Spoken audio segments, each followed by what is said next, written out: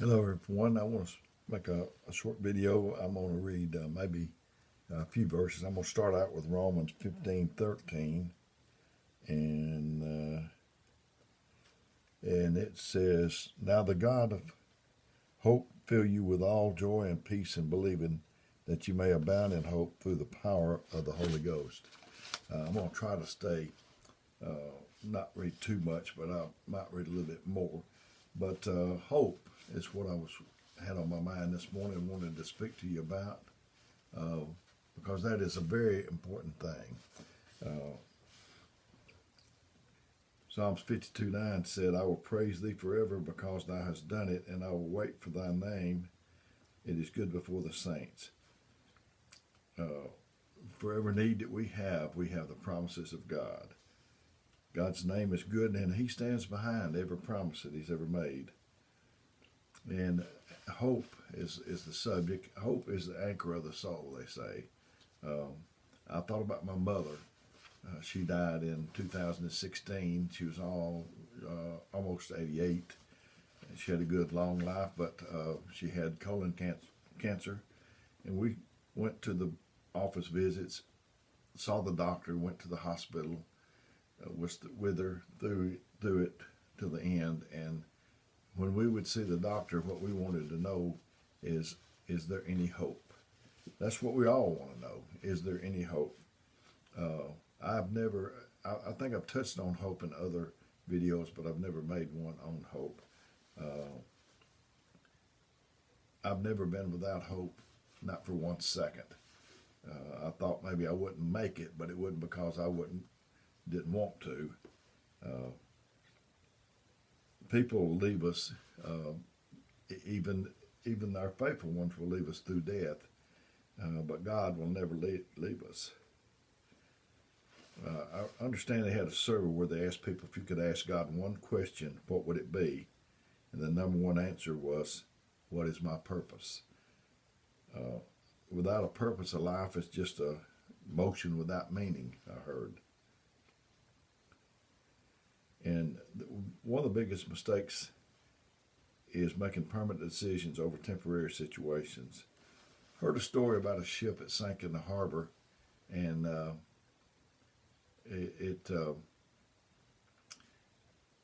people went down there to rescue it. It hadn't got out of the harbor very far, and it sunk.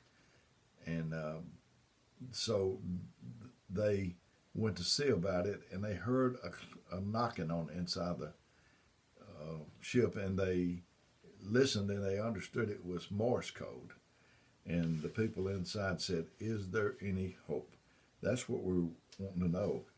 Is there any hope? It's asked by thousands and thousands of people in different ways every day.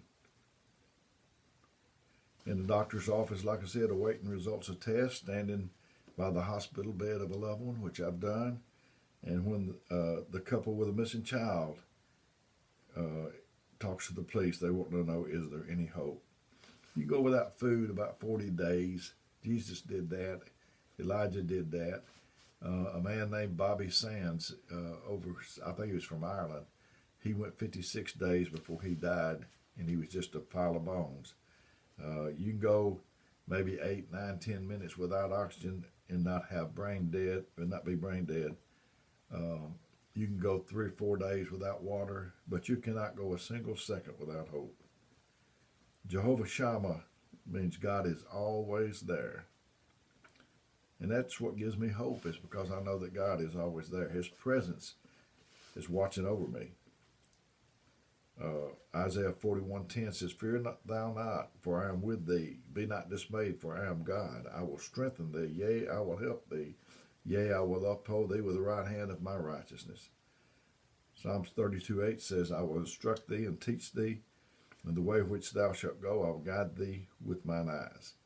And Lamentation 3:21 through 23 says, "This I recall to my mind, therefore have I hope. It is of the Lord's mercies that we are not consumed, because His compassions fail not. They are new every morning. Great is thy faithfulness." Every morning we're issued out new.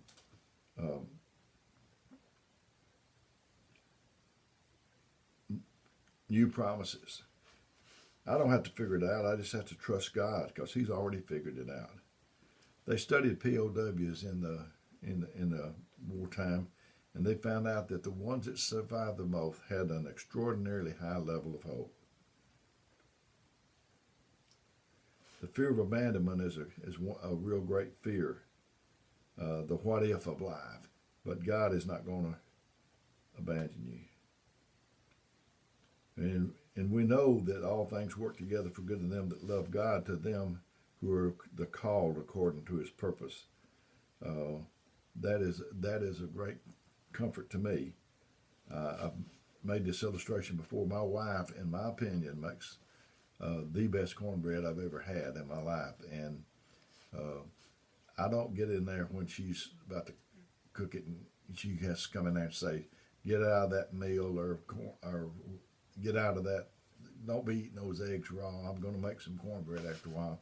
I don't like the individual ingredients, but boy, when you get them together, oh, that's something else. And I don't like tribulations and temptations and adversity, but when all of that gets together, it sure does make something good.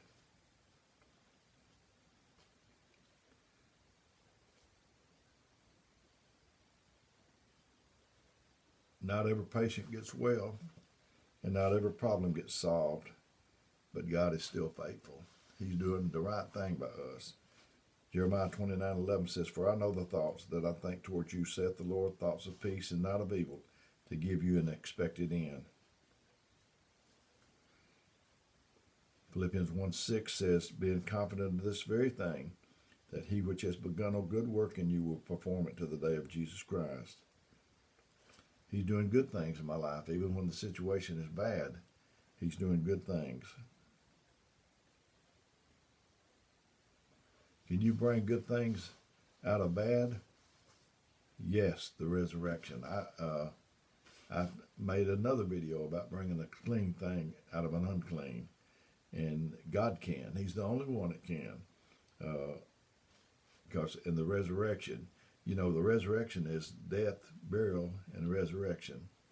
That's repeated over and over in the Bible. God, I'm going to give you all my pieces.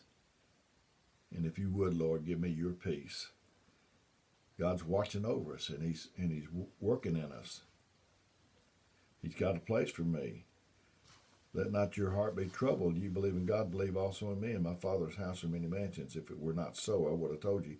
I go to prepare a place for you. It's like I told you before. I have performed wedding ceremonies, and they'd have a reception, and I didn't have to worry about running in there. They had a table with my name, a place with my name on it. And this is the way this is. It's the way it is with my work. I don't have to worry about somebody getting my work. It's reserved. The place in heaven is reserved, and that gives me a sense of relief and release. God's presence. I'm a cold-natured fella. I had heart trouble. And His presence surrounds me like a warm blanket in the wintertime. A hope-filled life is not a problem-free life or a grief-free life. It's just, He said, "Wherefore you greatly rejoice, though now from a season, if need be, you are in heaviness through manifold temptations." Manifold temptations. I don't understand. I'm not mechanically minded at all, but I understand a manifold maybe has different inlets, but one outlet.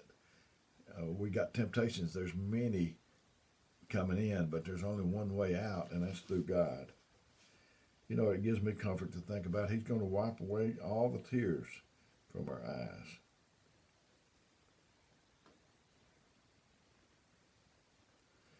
And He said, Isaiah 40:31 says, "But they that wait upon the Lord shall renew their strength. They shall mount up with wings as eagles. They shall run and not be weary. They shall walk and not faint." And I've said before, it's not like waiting at the bus stop. I'm just going to sit here. God is a moving God.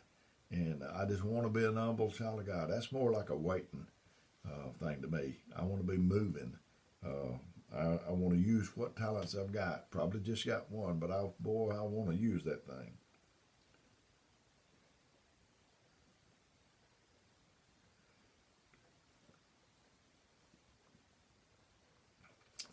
I think Abraham Lincoln said, "No man was made for immortality. This body's not. So it's going to take God to,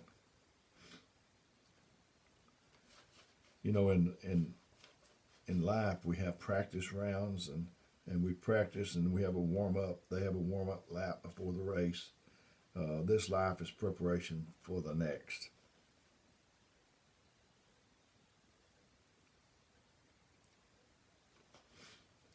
"Your time on earth," said Sir Thomas Browne, "is but a small parenthesis in eternity."